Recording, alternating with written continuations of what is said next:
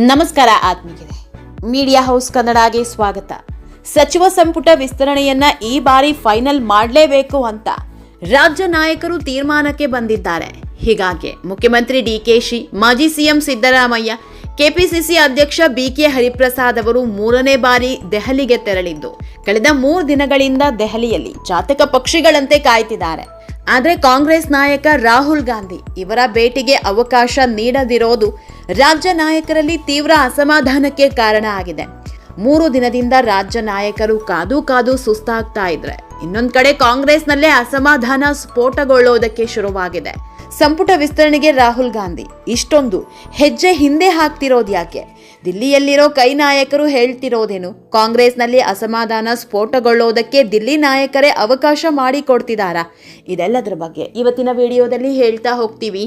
ಅದಕ್ಕೂ ಮೊದಲು ನೀವಿನ್ನೂ ನಮ್ಮ ಚಾನೆಲ್ನ ಸಬ್ಸ್ಕ್ರೈಬ್ ಮಾಡಿಲ್ಲ ಅಂದರೆ ಮಿಸ್ ಮಾಡಬೇಡಿ, ಈಗಲೇ ಸಬ್ಸ್ಕ್ರೈಬ್ ಮಾಡಿ. ಈ ವಿಡಿಯೋನ ಕೊನೆವರೆಗೂ ನೋಡಿ, ನಿಮ್ಮ ಅನಿಸಿಕೆಗಳನ್ನು ಕಾಮೆಂಟ್ ಮಾಡಿ. ಆತ್ಮೀಯರೇ, ರಾಜ್ಯ ಕಾಂಗ್ರೆಸ್ನ ಅಗ್ರ ನಾಯಕರ ಆದಿಯಾಗಿ ಭಾಗಶಃ ಸಚಿವ ಸಂಪುಟವೇ ಕಳೆದ 3 ದಿನಗಳಿಂದ ದೆಹಲಿಯಲ್ಲಿ ಬೀಡು ಬಿಟ್ಟಿದೆ. ಜೊತೆಗೆ ಸಂಪುಟ ವಿಸ್ತರಣೆಯಲ್ಲಿ ಸಚಿವ ಸ್ಥಾನದ ಅವಕಾಶಕ್ಕಾಗಿ ಹಾತೊರೆಯುತ್ತಿರುವ 40ರಿಂದ 45 ಮಂದಿ ಶಾಸಕರು ಸಹ ದೆಹಲಿಯಲ್ಲೇ ಉಳ್ಕೊಂಡಿದ್ದಾರೆ. ವರಿಷ್ಠರು ಸಂಪುಟ ವಿಸ್ತರಣೆ ಕುರಿತ ಚರ್ಚೆ ಹೆಸರಿನಲ್ಲಿ ರಾಜ್ಯ ನಾಯಕರನ್ನ ಸೋಮವಾರವೇ ದೆಹಲಿಗೆ ಕರೆಸಿಕೊಂಡಿದ್ರು. ಆದರೆ ಕಳೆದ 3 ದಿನಗಳಿಂದ ಅರ್ಧ ಗಂಟೆ ಭೇಟಿಗೂ ರಾಹುಲ್ ಗಾಂಧಿ ಅವರು ಲಭ್ಯ ಆಗಿಲ್ಲ. ಡಿಕೆಶಿ ಅವರು ಪದಗ್ರಹಣ ಮಾಡಿ 2 ತಿಂಗಳಾಗ್ತಾ ಇದ್ರು. ಈವರೆಗೂ ಸಂಪುಟ ವಿಸ್ತರಣೆಯಾಗಿಲ್ಲ. ರಾಜ್ಯದಲ್ಲಿ ತೀವ್ರ ಬರ ಮತ್ತಿತರ ಸಮಸ್ಯೆಗಳಿದ್ರು. ಮುಖ್ಯಮಂತ್ರಿ ಆದಿಯಾಗಿ ಸಂಪುಟವನ್ನೇ ದೆಹಲಿಯಲ್ಲಿ ಕಾಯಿಸಲಾಗ್ತಾ ಇದೆ. ಇದು ಪ್ರತಿಪಕ್ಷಗಳಿಗೆ ಅಸ್ತ್ರವಾಗಿ ಬದಲಾಗ್ತಾ ಇದೆ. ರಾಜ್ಯದ ಜನ ಇಲ್ಲಿ ನೀರಿಲ್ಲದೆ ಸಾಯ್ತಾ ಇದ್ರೆ ಕಾಂಗ್ರೆಸ್ ನಾಯಕರು ದೆಹಲಿಯಲ್ಲಿ ಕೂತಿದ್ದಾರೆ ಅಂತ ಪ್ರತಿಭಟನೆ ಮಾಡ್ತಿದ್ದಾರೆ. ಆತ್ಮೀಯರೇ, ಸಂಪುಟ ವಿಸ್ತರಣೆಗಾಗಿ ರಾಜ್ಯದ ನಾಯಕರು ದಿಲ್ಲಿಗೆ ಹೋಗ್ತಿರೋದು ಇದು ಮೊದಲಲ್ಲ. ಈ ಹಿಂದೆಯೂ 2 ಬಾರಿ ಚರ್ಚೆಗೆ ಕರೆದಿದ್ದ ರಾಹುಲ್ ಗಾಂಧಿ ಅವರು ಯಾವುದೇ ತೀರ್ಮಾನ ಸೂಚಿಸಿರಲಿಲ್ಲ.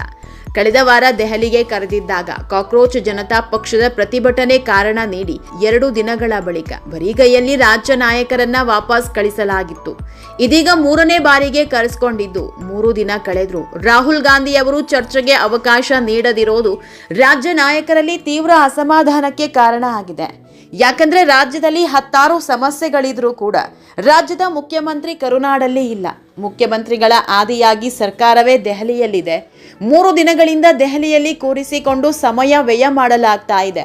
ಈಗಾಗಲೇ ಸಂಪುಟ ವಿಸ್ತರಣೆ ಕುರಿತ ಪಟ್ಟಿ ಅಂತಿಮಗೊಂಡಿದ್ದು ಗೊಂದಲವಿರುವ 3ರಿಂದ 4 ಹೆಸರುಗಳ ಬಗ್ಗೆ ಮಾತ್ರ ರಾಹುಲ್ ಗಾಂಧಿ ತಮ್ಮ ತೀರ್ಮಾನ ತಿಳಿಸಬೇಕಿದೆ.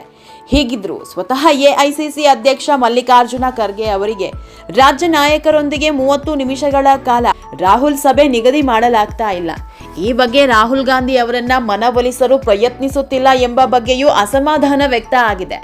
ರಾಜ್ಯದಲ್ಲಿ ತೀವ್ರ ಬರ ಆವರಿಸಿದ್ದು ಕಾವೇರಿ ಸೇರಿದಂತೆ ಜಲ ಹಂಚಿಕೆ ವಿವಾದ ಶುರುವಾಗಿ ರೈತರು ಹೋರಾಟದ ಹಾದಿ ತುಳಿದಿದ್ದಾರೆ. ಮತ್ತೊಂದು ಕಡೆ ಜಲಾಶಯದ ನೀರು ನೆಚ್ಚಿಕೊಂಡು ರೈತರಿಗೆ ಬೆಳೆಗಳನ್ನ ಹಾಕದಂತೆ ನಿರ್ದೇಶಿಸಲಾಗಿದೆ. ಹೀಗಿದ್ರೂ ಕೃಷಿ ಸಚಿವರು, ತೋಟಗಾರಿಕೆ ಸಚಿವರು ಇಲ್ಲ. ಶೈಕ್ಷಣಿಕ ವರ್ಷ ಶುರುವಾಗಿದ್ರೂ ಪ್ರಾಥಮಿಕ ಮತ್ತು ಪ್ರೌಢ ಶಿಕ್ಷಣ ಸಚಿವರಾಗಲಿ ಉನ್ನತ ಶಿಕ್ಷಣ ಸಚಿವರಾಗಲಿ ಇಲ್ಲ. ಹೆಚ್ಚುವರಿ ಹೊಣೆಗಾರಿಕೆ ಹೊತ್ತಿರುವ ಸಚಿವರನ್ನ ಬಿಟ್ರೆ ಜಿಲ್ಲಾ ಉಸ್ತುವಾರಿ ಸಚಿವರು ಇಲ್ಲ. ಹೀಗಾಗಿ ಬರ ನಿರ್ವಹಣೆ ಬಗ್ಗೆಯೂ ಗಮನ ಹರಿಸಲು ಆಗ್ತಾ ಇಲ್ಲ. ಹೀಗಾಗಿ ಪ್ರತಿಪಕ್ಷಗಳು ಟೀಕಾ ಪ್ರಹಾರ ನಡೆಸ್ತಾ ಇದ್ರು ಕಳೆದ 2 ತಿಂಗಳಿಂದ ಸಂಪುಟ ವಿಸ್ತರಣೆ ಮಾಡದ ಬಗ್ಗೆ ಸ್ವಪಕ್ಷದಲ್ಲೇ ಅಸಮಾಧಾನ ಶುರುವಾಗಿದೆ ಅಂತ ಮೂಲಗಳಿಂದ ಮಾಹಿತಿ ಹೊರಬೀಳ್ತಾ ಇದೆ. ಈ ಎಲ್ಲಾ ಬೆಳವಣಿಗೆ ಮಧ್ಯೆ ರಾಜ್ಯ ನಾಯಕರನ್ನ ರಾಹುಲ್ ಗಾಂಧಿ ಈವರೆಗೂ ಭೇಟಿಯಾಗದಿದ್ರು ಲೋಕಭವನದಲ್ಲಿ ನೂತನ ಸಚಿವರ ಪ್ರಮಾಣ ವಚನ ಸ್ವೀಕಾರಕ್ಕೆ ಭರದ ಸಿದ್ಧತೆ ನಡೀತಾ ಇದೆ. ಮೂಲಗಳ ಪ್ರಕಾರ ಗುರುವಾರ ರಾಹುಲ್ ಗಾಂಧಿ ಅವರು ಪಟ್ಟಿ ಅಂತಿಮಗೊಳಿಸಲಿದ್ದು ಗುರುವಾರ ಸಂಜೆ ಅಥವಾ ಶುಕ್ರವಾರ ನೂತನ ಸಚಿವರ ಪ್ರಮಾಣ ವಚನ ಕಾರ್ಯಕ್ರಮ ನಿಗದಿಯಾಗಿದೆ. ಹೀಗಾಗಿಯೇ ಸಿದ್ಧತೆಗೆ ಸೂಚಿಸಲಾಗಿದೆ ಅಂತ ತಿಳಿದು ಬಂದಿದೆ. ಆತ್ಮೀಯರೇ, ರಾಹುಲ್ ಗಾಂಧಿ ದಿಲ್ಲಿ ರಾಜಕೀಯದಲ್ಲೇ ತಲ್ಲೀನರಾಗಿದ್ದಾರೆ. ಮೊದಲಿಗೆ ರಾಹುಲ್ ಗಾಂಧಿ ವಿದೇಶ ಪ್ರವಾಸದಲ್ಲಿದ್ರು ಅನ್ನೋ ಕಾರಣಕ್ಕೆ 15 ದಿನ ಮುಂದೂಡಿಕೆ ಆಗಿತ್ತು. ಆಮೇಲೆ ಪಟ್ಟಿ ವಿಷಯಕ್ಕೆ ಮುಂದೂಡಿಕೆ ಆಯಿತು. ಈಗ ಸಿದ್ದರಾಮಯ್ಯ ಆದಿಯಾಗಿ ದೊಡ್ಡ ನಾಯಕರು ಕಾಯ್ತಾ ಇದ್ರು. ರಾಹುಲ್ ಸಮಯ ಕೊಡ್ತಾ ಇಲ್ಲ.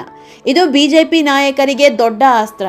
ಆದರೆ ದುರಂತ ಅಂದ್ರೆ ಜನರ ಧ್ವನಿಯಾಗಿ ಕಾಂಗ್ರೆಸ್ ಪಕ್ಷದ ನಿರ್ಲಕ್ಷ್ಯವನ್ನ ಎತ್ತಿ ತೋರಿಸಬೇಕಿದ್ದ ಬಿಜೆಪಿ ಆಟಕ್ಕುಂಟು ಲೆಕ್ಕಕ್ಕಿಲ್ಲದಂತಾಗಿದೆ. ಹೆಸರಿಗೆ ಮಾತ್ರ ಪ್ರತಿಭಟನೆ ನಡೆಸ್ತಾ ಇದ್ದು ಸರ್ಕಾರದ ನಿರ್ಲಕ್ಷ್ಯವನ್ನ ಎತ್ತಿ ತೋರಿಸೋ ಕೆಲಸ ಮಾಡ್ತಿಲ್ಲ. ಹೀಗಾಗಿ ಕಾಂಗ್ರೆಸ್ ಪಕ್ಷಕ್ಕೂ ಕೂಡ ಇದೊಂಥರ ವರದಾನ ಆಗಿದೆ. ನೋಡೋಣ, ಇನ್ನೆರಡು ದಿನದಲ್ಲಿ ಬಹುತೇಕ ಪಟ್ಟಿ ಫೈನಲ್ ಆಗುತ್ತೆ.